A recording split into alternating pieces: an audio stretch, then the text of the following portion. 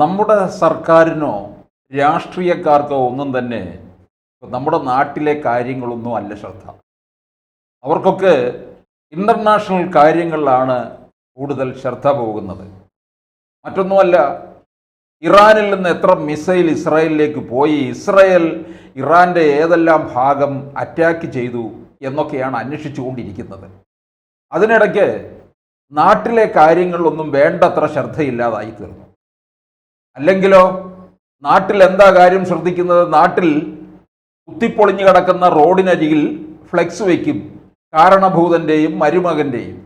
ഇത്രയും സുന്ദരമായ റോഡ് ലോകത്തെവിടെയെങ്കിലും ഉണ്ടോ എന്ന് ചോദിച്ചുകൊണ്ട് അമ്മായിയപ്പനും മരുമകനും മത്സരിച്ച് ഫ്ലെക്സുകൾ കൊണ്ട് നിറയ്ക്കുകയാണ്. കേരളത്തിൽ ഇങ്ങ് കളീക്കവിള മുതൽ മഞ്ചേശ്വരം വരെ നമ്മൾ യാത്ര ചെയ്താൽ റോഡിന് ഇരുവശവും കാണുന്ന രണ്ട് കാര്യങ്ങളുണ്ട്. ഒന്ന്, കുഴിമന്തിയുടെ ബോർഡ് കാണാം. മറ്റൊന്ന് കാണുന്നത് അമ്മായിയപ്പൻ്റെയും മരുമകൻ്റെയും ഫ്ലെക്സുമാണ് കാണുന്നത്. ഇതല്ലാതെ വേറൊന്നുമില്ല.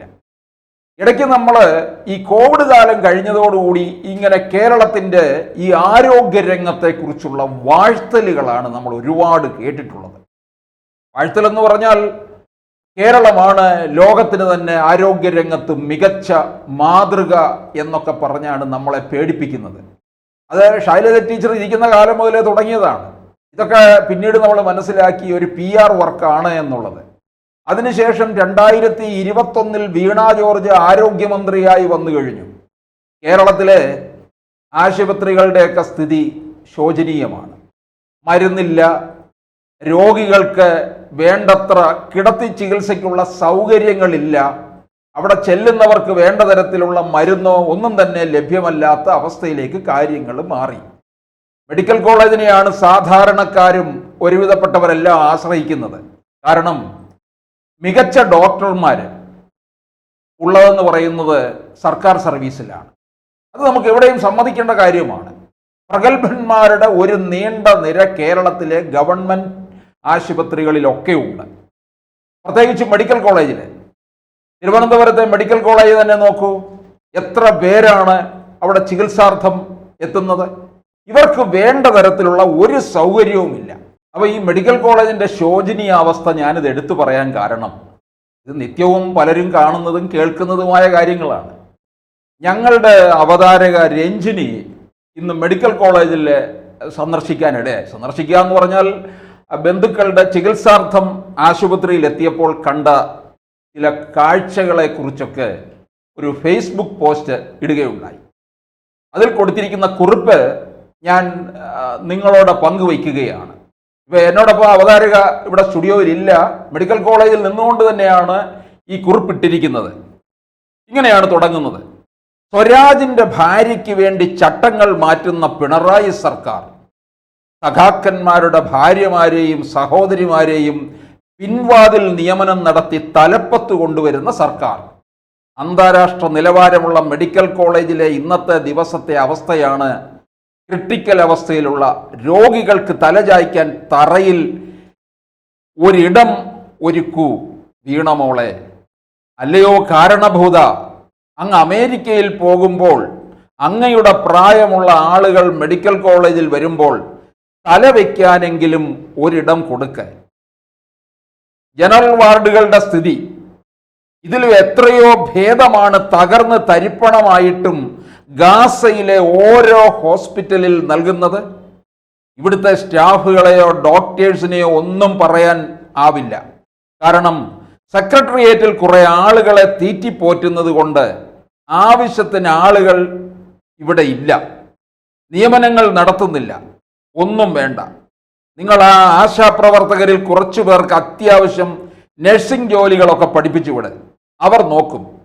എത്രയോ നഴ്സുമാർ വിദേശത്ത് പോകുന്നു. കാരണം ഇതുപോലെ നടുവൊടിയാൻ ആർക്കും പറ്റില്ല. ഏതായാലും പിണറായി ഭരണത്തിൽ തിരുവനന്തപുരം മെഡിക്കൽ കോളേജ് പഴയതുപോലെ ഉണ്ട്, ഒരു മാറ്റവുമില്ല. എന്തൊക്കെയോ ഇവിടെ പണിയുന്നുണ്ട്, കോടികൾ ചെലവിടുന്നുണ്ട്. ഞാൻ ഇതിലിട്ടിരിക്കുന്ന ഫോട്ടോകൾ ഒന്നുമല്ലേ എന്ന് പറഞ്ഞിട്ട്, അതായത് ഇതിനേക്കാൾ ദുരിതമാണ് ഇവിടെ കാണാൻ കഴിയുന്നത്. കഴിയുമെങ്കിൽ നമ്മുടെ ഈ ആരോഗ്യമന്ത്രി ആ വഴി പോകുമ്പോൾ ഒന്ന് കയറൂ എന്ന് മാത്രമേ പറയാനുള്ളൂ. അതായത് തറയിൽ പോലും അട്ടിയടുക്കി കിടക്കുകയാണ് രോഗികൾ. അവിടെ വീർപ്പ് മുട്ടുന്ന അവസ്ഥയിലാണ്. വേണ്ടത്ര ഡോക്ടേഴ്സിനെ തന്നെ നിയമിക്കുന്നില്ല. എപ്പോഴും ഈ മറ്റ് സർക്കാർ ഉദ്യോഗസ്ഥരെ തീറ്റിപ്പോറ്റുന്ന ഒരു ജോലി മാത്രമാണ് ഈ ഏത് മുന്നണി അധികാരത്തിൽ വന്നാലും കാണിച്ചിട്ടുള്ളത്. പ്രത്യേകിച്ച് LDF സർക്കാർ. നമുക്കറിയാം, സെക്രട്ടേറിയറ്റ് ജീവനക്കാരെ ഇതിൽ അവതാരക പറഞ്ഞിരിക്കുന്നത് പോലെ തന്നെ ഈ സെക്രട്ടേറിയറ്റ് ജീവനക്കാരെ അങ്ങേയറ്റം എന്ത് ചെയ്യുകയാണ്, അവരെ അങ്ങ് തീറ്റിപ്പോറ്റുകയാണ് ചെയ്യുന്നത്. അത്തരത്തിലുള്ള ഒരു രീതിയായി തീർന്നിരിക്കുകയാണ് കേരളത്തിലെ ഭരണം. എന്നിട്ടോ നമ്മുടെ ആരോഗ്യരംഗം മികച്ചതാണ് എന്ന് പറയുകയും ചെയ്യുന്നുണ്ട്. ഈ കോടിക്കണക്കിന് രൂപ മുടക്കിക്കൊണ്ട് കിഫ്ബിയിൽ നിന്നും മറ്റുമൊക്കെ എടുത്തിട്ട് പലതരത്തിൽ അതിൻ്റെ ബിൽഡിംഗ് വികസനം ഒക്കെ ഉണ്ടാക്കിയിട്ടുണ്ട്. പക്ഷെ അതിനകത്ത് വേണ്ടതായ സൗകര്യം നൽകാനായിട്ട് കഴിയുന്നില്ല എന്നുള്ളതാണ് ഏറ്റവും വലിയ ദുരിതം. ഒന്നോർക്കണം, കേരളത്തിലെ മെഡിക്കൽ കോളേജുകളിൽ എത്ര ലക്ഷത്തോളം പേരാണ് ഒരു ദിവസം കയറി ഇറങ്ങുന്നത് എന്നുള്ളത്. പ്രധാനപ്പെട്ട മെഡിക്കൽ കോളേജിൽ ഒന്നാണ് തിരുവനന്തപുരം. ഇതിനകത്ത് കേരളത്തിൻ്റെ പല ഭാഗങ്ങളിൽ നിന്നും ഇവിടെ എത്തുന്നുണ്ട്.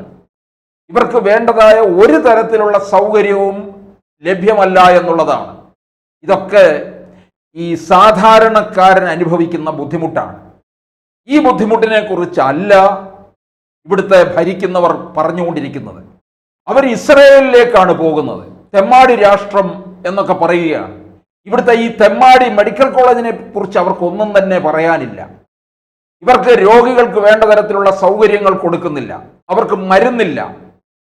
എന്തിന് വേണ്ടത്ര തരത്തിലുള്ള ഡോക്ടേഴ്സിനെ നിയമനം പോലും കൃത്യമായി നടത്തുന്നില്ല.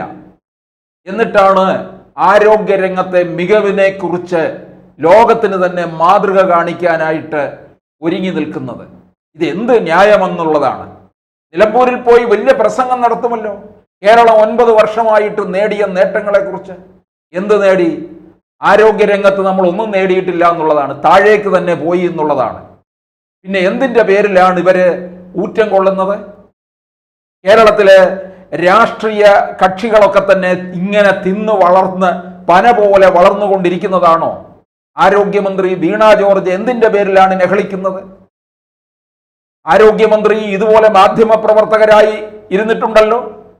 മാധ്യമപ്രവർത്തകയായിട്ടിരിക്കുന്ന സമയത്ത് ഇതുപോലെ നിശിതമായ വിമർശനം നടത്തിയല്ലോ. ഇപ്പോഴെന്ത് കാണാൻ കഴിയുന്നില്ലേ? കഴിയുമെങ്കിൽ തിരുവനന്തപുരം മെഡിക്കൽ കോളേജിൽ ഒന്ന് സന്ദർശിക്കൂ.